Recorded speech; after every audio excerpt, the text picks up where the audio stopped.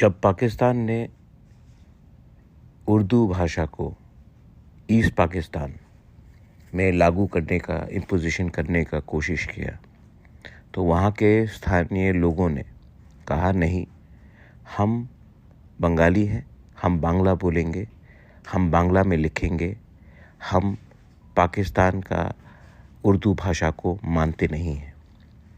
पाकिस्तान ने तभी भी ईस्ट पाकिस्तान के ऊपर उर्दू भाषा को लगाने का कोशिश किया, इम्पोज करने का कोशिश किया। पाकिस्तान टूट गया और बांग्लादेश पैदा हुआ भाषा के नाम में। आज भी अगर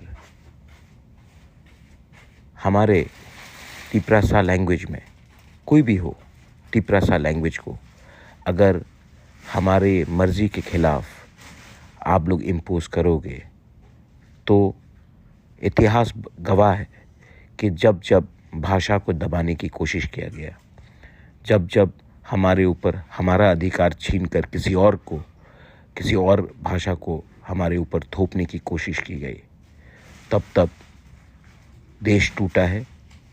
और जो लोग पावर में हैं उनको समझना चाहिए कि भाषा एक बहुत सेंसिटिव मैटर होता है और हमें अपना लैंग्वेज, अपना स्क्रिप्ट डिसाइड करने का अधिकार है।